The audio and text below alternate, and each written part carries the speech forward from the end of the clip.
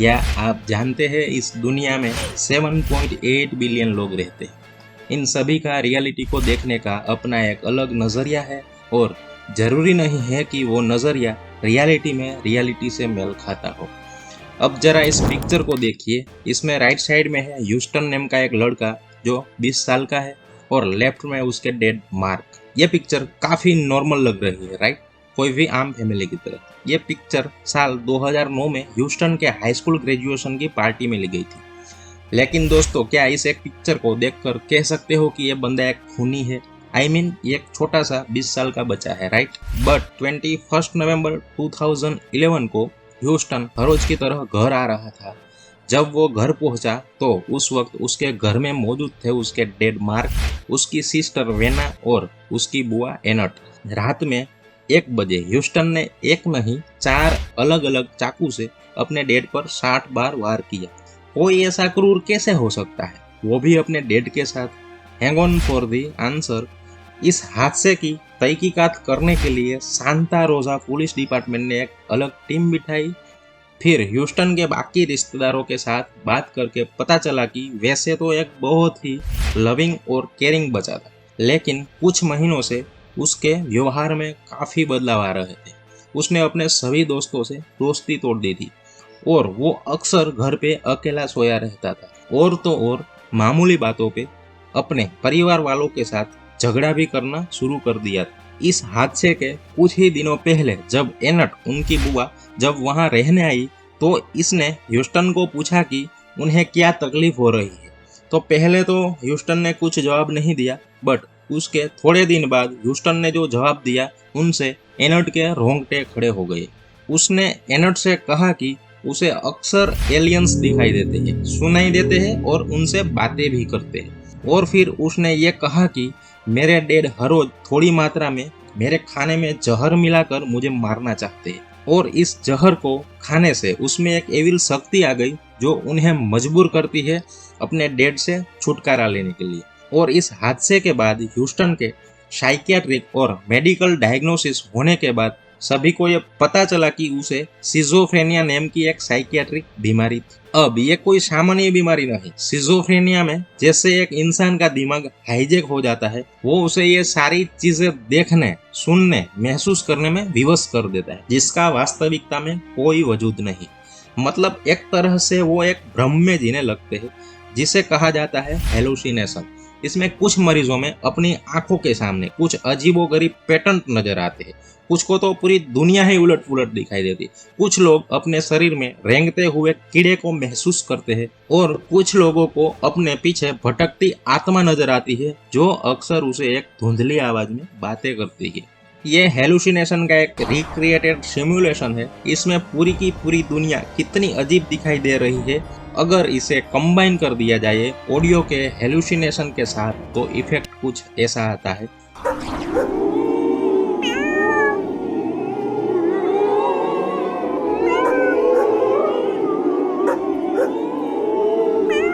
तो इमेजिन कीजिए कैसा होगा एक ऐसी दुनिया में जीना जिसमें हर पल सिर्फ इस डर में जी रहे हो कि आपको पता नहीं आगे क्या दिख जाए या आप क्या महसूस करोगे। आप हर पल बस सिर्फ इसी सोच में रहोगे कि क्या मुझे जो दिख रहा है ये रियलिटी है या सिर्फ एक भ्रम। दूसरों पे तो क्या, खुद पर भी भरोसा नहीं कर पाओगे। खुद की इंद्रियों पर से ही आपका विश्वास उड़ जाएगा। सो आप कहीं पे भी सेफ कैसे फील करोगे। और दोस्तों, क्या आप जानते हो इस दुनिया की 7.8 बिलियन पॉपुलेशन में से 1.1% लोग दुनिया भर में सिजोफ्रेनिया से सफर कर रहे हैं। हमारी इस दुनिया में 5 करोड़ से भी ज्यादा लोग इस बीमारी से डेली सफर करते हैं और लाइफ को कुछ इसी तरह जीते हैं। यह तो कुछ भी नहीं है। 10 सिजोफ्रेनिक पेशेंट में से एक पेशेंट इस बीमारी की वजह से अपनी जान तक ले लेता है। बाकी में से 4 पेशेंट एक ना एक बार सुसाइड जरूर अटेम्प्ट करते हैं।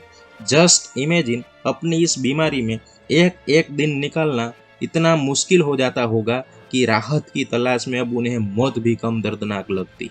लेकिन ये तो इस बीमारी का सिर्फ एक सिम्टम्स है। इस बीमारी का एक और बहुत ही खतरनाक सिम्टम्स है डिल्यूजन होना। मतलब कि पेशेंट का खुद का कोई बिलीव या कोई मान्यता होना जिसका वास्तविकता से कोई लेना देना नहीं हो। जस्ट फॉर एग्जाम्पल, मरीज अपने आप को एक बहुत ही अमीर और फेमस इंसान समझ सकता है, जैसे कि वो खुद को कोई एक्टर या पॉलिटिशियन, और वो उसी तरीके से बिहेव भी करेगा, जबकि रियलिटी में तो वो एक आम इंसान है।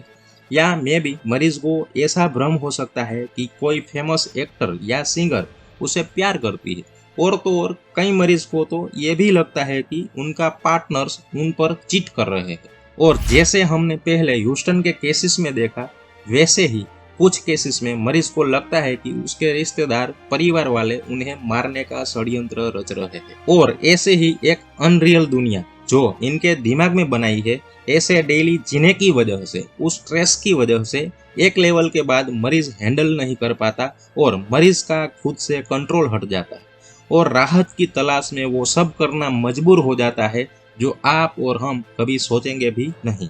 इन्हीं रीजन की वजह से उन्हें कोई ना कोई क्राइम हो जाता है। इनफैक्ट क्या आप जानते हैं, एक सिजोफ्रेनिक मरीज के कोई भी क्राइम जैसे कि चोरी, डकैती, बलात्कारी, टेररिज्म करने के चांसेस एक आम इंसान से 4 से 6 गुना ज्यादा होता है। गजब है ना दोस्तों, आखिर हम एक ही होमोसेपियन प्रजाति से वोल्वो है, लेकिन फिर भी कैसे हमारा दिमाग इतना अलग हो सकता है एक दूसरे से। एनीवे फ्रेंड्स, अब मैं आपको एक स्टोरी शेयर करना चाहता हूँ। मेरा नेटिव प्लेस द्वारका गुजरात है, जिसे देवभूमि कहा जाता है। यहाँ पर द्वारकाधीश मंदिर, नागेश्वर मंदिर, सोमनाथ मंदिर एक्सेट्रा कई किस्म के मंदिर है। इसलिए इस पावन भूमि पर बहुत से हिंदू पिलग्रिम्स तीर्थ यात्रा पर अक्सर आते हैं। सो हुआ ये कि मेरे गांव से कुछ ही किलोमीटर की दूरी पर एक फेमस मंदिर है, जिसे कहते हैं हरसिद्धि माता मंदिर। इस मंदिर में बहुत लोग यहाँ पर दूर दूर से माँ हरसिद्धि के दर्शन करने आते हैं और इसीलिए यहाँ पर काफी भीड़ होती है। एक बार जैसे ही हम वहाँ पहुँचे तो हमारा नसीब काफी अच्छा था। उसी वक्त मंदिर के द्वार खुल रहे थे। कुछ ही देर में मंदिर में आरती स्टार्ट हो गई और इस आरती में भक्त और डिवोटीज भगवान की लीला में लीन हो गए। और इतने में ही मंदिर के सामने खड़े हुए कुछ यात्रियों में से एक औरत, जिसके लंबे लंबे बाल थे, वे वहां पर खड़ी होकर मंदिर के मेन गेट के सामने आई और अपने बालों को जोर जोर से घुमाने लगी और कुछ अजीब भाषा में चिल्लाने लगी और बहुत ही भयानक ढंग से नाचने लगी। और यह दृश्य देखकर मैं भी थोड़ा सा डर गया। शायद आप में से कई लोगों ने ऐसा देखा होगा और थोड़ा सा डर भी हुआ होगा। मैं समझ ही नहीं पाया कि आखिर चल क्या रहा है, और तो और क्यों इतने सारे लोग हाथ जोड़कर मुंडी नीचे करके उसके सामने झुक रहे हैं। इसके बारे में जब हमने जाना तो पता चला कि अगर किसी के दिल में सच्ची श्रद्धा है हरसिद्धि माँ के लिए और वो हरसिद्धि माँ से मिलने आती है, तो हरसिद्धि माँ की आत्मा खुद अपने भक्त के शरीर में पधारती है दूसरों को आशीर्वाद देने के लिए। और फिर हमने जाना कि ऐसा किस्सा तो सिर्फ यहाँ पर ही नहीं बल्कि विश्व भर में न जाने कितने मंदिरों में, मस्जिदों में, चर्चिस में ये होते रहते। और ये रिसर्च से इंटरेस्टिंग चीज मालूम लगी, वो काफी शॉकिंग है। वही चीज मैं आज आपके साथ शेयर करने वाला हूँ। एज ह्यूमन हमें वही चीज सुनना और समझना अच्छा लगता है जिसे हम देखते हैं या फिर हमारा दिमाग कोई तुक बना सकता है। हमें दिख रहा है कि एक औरत के अंदर कोई आत्मा, देवी या चुड़ैल समा गई है। कुछ केसेस में तो ये लोग दावे के साथ अपना और अपने परिवार वालों का पिछले जन्म का अतीत भी बता देते हैं। सो आई मीन कुछ तो सच्चाई होगी ना इसमें। बट विज्ञान की यहाँ पर अलग राय है। इससे समझने के बाद आपको समझ में आएगा कि ये सारा माजरा क्या है। अकॉर्डिंग टू साइंस ये कुछ भी नहीं बल्कि ये लोग भी एक मानसिक बीमारी के शिकार होते हैं, जो अपनी श्रद्धा और भगवान की आस्था में इतने घुस चुके होते हैं कि ऑलमोस्ट उसके होने का हेल्यूसिनेट करने लगते हैं। अब अगर एक ऐसा इंसान भगवान के मंदिर में जाएगा जहाँ पर पूरा का पूरा फील ऑलरेडी क्रिएटेड है, मतलब आरती शुरू है, मूर्ति उनके सामने है, श्लोकास गाए जा रहे हैं, लोग नाच रहे हैं, ये इनके दिमाग के लिए एक ट्रिगर पॉइंट का काम करता है। एक ऐसा ट्रिगर जो इनके अंदर के सोच के बीच को पानी और फसल देने का काम करता है। और फिर बस उनका दिमाग पूरी तरह से हाईजैक हो जाता है और वो इसी दुनिया की रियलिटी से कोसों दूर खुद की बनाई हुई रियलिटी में घुसने लगते हैं। इनफैक्ट ये वियर्ड चीज हर कल्चर में होती है, क्रिश्चियनिटी में भी, जुडाइज्म में भी, इस्लाम में भी, हर जगह पर। लेकिन इसके पीछे एक और वजह हो सकती है जिसे मेडिकल साइंस में कहा जाता है DID, डिसोशिएटिव आइडेंटिटी डिसऑर्डर। इस बीमारी में एक ही इंसान के शरीर में एक नहीं बल्कि मल्टीपल पर्सनालिटी रहती है, जो इसके दिमाग को कुछ इमोशनल ट्रिगर पॉइंट के वक्त हाईजैक कर सकते हैं और वो पर्सनालिटी बदलते रह सकते हैं।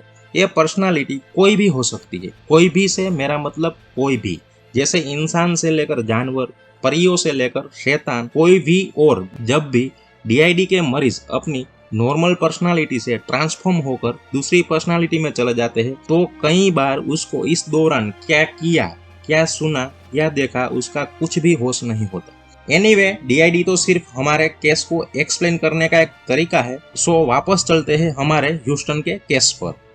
ह्यूस्टन का केस असल में सिजोफ्रेनिया का था और सिजोफ्रेनिया में आपके दिमाग के साथ असल में होता क्या है। साइंटिस्ट के अनुसार सिजोफ्रेनिया बहुत सारे केसेस में तो जेनेटिक होता है, लेकिन कई सारे केसेस में यह ब्रेन में मौजूद न्यूरोट्रांसमीटर्स यानी वो केमिकल्स जो ब्रेन में मैसेजेस ट्रांसमिट करते हैं, उनके इम्बैलेंस की वजह से भी हो सकता है। मुख्य दो न्यूरोट्रांसमीटर सीरोटोनिन और डोपामाइन जो मेजरली इन्वॉल्व होते हैं हैप्पीनेस और मोटिवेशन में। इन केमिकल्स के इम्बैलेंस की वजह से दिमाग के कुछ सर्किट के कुछ कनेक्शन ठीक से नहीं बैठ पाते और सिर्फ इसलिए दिमाग में सारे मैसेजेस प्रॉपर तरीके से नहीं बैठ पाते। ये एक कारण है जिसे सिजोफ्रेनिया के मरीज को दुनिया की रियलिटी इतनी अलग क्यों दिखाई देती। या तो एक ट्विस्टेड रियलिटी को देखता है या तो रियलिटी को आधा अधूरा देखता है। और फ्रेंड, यही सेम साइकोलॉजी हम जैसे नॉर्मल लोगों के लिए भी अप्लाई होती है। हमारे जो भी पास्ट बिलीव्स है, पास्ट मान्यताएं है, उनके बेसिस पर ही हम आगे की रियलिटी को परसीव करते हैं। और इसलिए नॉर्मल इंसानों के केसेस में भी जेरूसलम सिंड्रोम, पेरिस सिंड्रोम और फ्लोरेंस सिंड्रोम जैसी बीमारी भी होती है। कितना इंटरेस्टिंग है ना कि न्यूरोसाइंस हमें कहती है कि जो हमारे प्रीवियस चॉइसेस है, प्रीवियस घटनाएं है, वो हमारी रियलिटी के परसेप्शन को अफेक्ट करता है। इन सब के अलावा फ्रेंड्स, हमारे न्यूरो सर्किटरी में एक C4 नेम का जीन होता है जो साइनेप्टिक प्रोनिंग के लिए रिस्पॉन्सिबल होता है। साइनेप्सिस यानी वो जगह जहां पर दो न्यूरॉन्स अपने इंफॉर्मेशन को ट्रांसफर करते हैं, ये जीन उन साइनेप्सिस को निकालता है काट के, और इसलिए ऑब्वियसली मैसेजेस दिमाग में सही तरह से ट्रांसमिट नहीं हो पाते। कैन यू इमेजिन, सिर्फ दिमाग के कुछ वायरिंग चेंजेस की वजह से आपको रियलिटी कंप्लीटली अलग दिखाई दे रही है। आप वास्तविकता से दूर जीने लगते हैं, कभी शैतान नजर आ रहे हैं तो कभी भगवान, और कभी खुद में एक फरिश्ता दिखाई दे रहा है। इसलिए कुछ अनजान लोग जिनको ये सब नहीं पता, वो या तो उन्हें पागल कहते हैं या तो उनमें भगवान नजर आते हैं। लेकिन एज वी ऑल नो, इन्हें मंदिर में रखने की नहीं बल्कि अस्पताल में इन्हें इलाज की जरूरत है। उम्मीद करता हूँ आपको ये वीडियो इन्फॉर्मेटिव लगा होगा। चलिए मिलते हैं अगले वीडियो में। बहुत बहुत धन्यवाद।